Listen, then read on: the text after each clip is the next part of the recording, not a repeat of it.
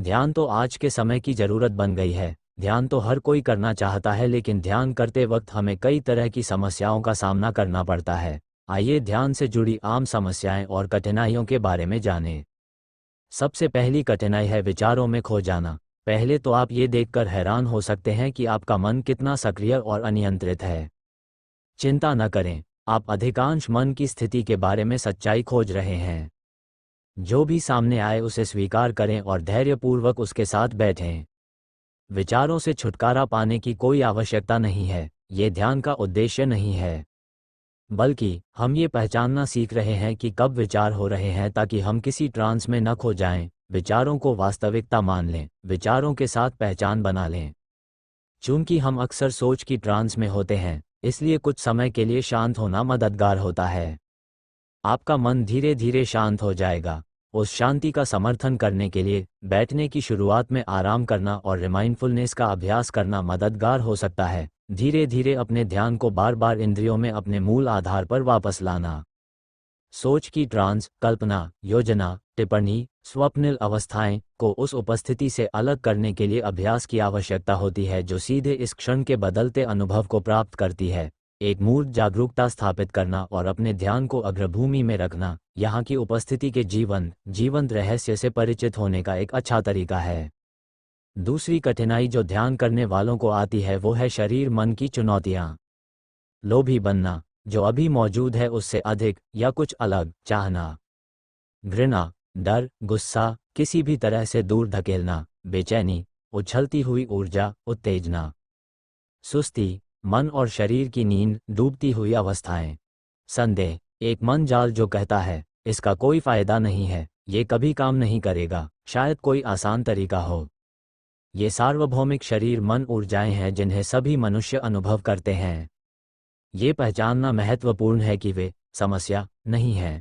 ऊर्जाएं बाधाएं बन जाती हैं क्योंकि हमारी वातानुकूलित आदत उन्हें अनदेखा करना, उनका विरोध करना, उनका न्याय करना या अन्यथा उन्हें नियंत्रित करने की कोशिश करना है। और फिर भी जब ध्यान और देखभाल के साथ मिलते हैं तो ये वही ऊर्जाएं बढ़ी हुई जीवंतता और आध्यात्मिक जागृति का प्रवेश द्वार बन जाती हैं। बैठने के अभ्यास के दौरान यदि आप इन चुनौतीपूर्ण ऊर्जाओं में से किसी एक का सामना करते हैं तो इसे चुपचाप अपने आप से नाम देना उपयोगी हो सकता है। उदाहरण के लिए लोभी या डर। यदि यह प्रबल है तो दूर हटने के बजाय अपना पूरा ध्यान उस पर केंद्रित करें जो उत्पन्न हो रहा है। अपने शरीर में होने वाली संवेदनाओं को महसूस करें, न तो उस अनुभव में खो जाएं और न ही उसे दूर धकेलें। जो उत्पन्न हो रहा है उसकी जांच करें और उस अनुभव का करुणामय ध्यान से सामना करें। जब ये समाप्त हो जाए तो अपने ध्यान के मुख्य सोर्स पर वापस लौटें या प्राकृतिक उपस्थिति में विश्राम करें। कभी कभी ऊर्जा बहुत ज़्यादा होती है और उसके साथ मौजूद रहने की कोशिश करना बुद्धिमानी या करुणामयी नहीं होता। यह विशेष रूप से सच है यदि आप आघातग्रस्त हैं और गहरे डर या क्रोध का अनुभव कर रहे हैं। यदि यह बहुत ज़्यादा लगता है तो अपना ध्यान किसी ऐसी चीज़ पर लगाएं जो संतुलन, सुरक्षा और प्रेम की भावना लाती है। आप अपनी आंखें खोल सकते हैं, खुद को याद दिला सकते हैं कि आप कहाँ हैं, आवाज़ें सुन सकते हैं, अपने शरीर के माध्यम से फिर से आराम कर सकते हैं। आप किसी ऐसे व्यक्ति को याद कर सकते हैं जो आपको प्यार करता है और समझता है, और अपने आसपास उनकी देखभाल महसूस कर सकते हैं। आप बुद्ध, जीसस, महान आत्मा, अपनी दादी, अपने कुत्ते या किसी पसंदीदा पेड़ के बारे में सोच सकते हैं। आप कमज़ोर जगहों पर प्यार भरी दयालुता के वाक्यांश बोल सकते हैं। प्रेमपूर्ण उपस्थिति की किसी भी अभिव्यक्ति पर ध्यान लगाएं जो आपको कम अलग या भयभीत महसूस करने में मदद करती है। यदि आप नियमित रूप से इस तरह की कठिन भावनात्मक ऊर्जाओं का सामना करते हैं तो आप ध्यान से परिचित किसी शिक्षक या चिकित्सक से पूछ सकते हैं कि वे आपके साथ रहें, ताकि आप सीख सकें कि सबसे तीव्र क्या महसूस होता है। इसके बाद ध्यान में हमें शारीरिक असुविधा या बेचैनी हो सकती है। मानसिक व्यस्तता और भावनात्मक चुनौतियों के अलावा यह अपरिहार्य है कि हम सभी कुछ हद तक अप्रिय शारीरिक संवेदनाओं का अनुभव करते हैं। यदि आप आसन के अभ्यस्त नहीं हैं तो स्थिर बैठने में भी कुछ असुविधा हो सकती है।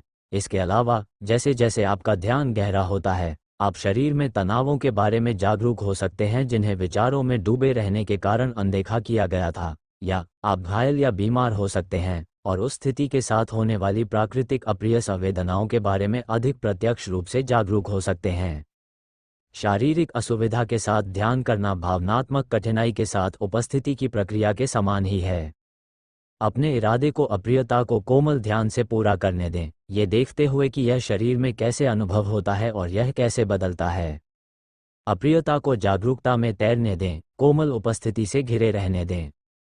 उस खुलेपन को स्थापित करने के लिए आप अपने ध्यान में आवाज़ें और शरीर के अन्य हिस्से शामिल कर सकते हैं जो दर्द से मुक्त हैं। अनुभव के साथ सांस लें, एक विस्तृत और दयालु ध्यान दें।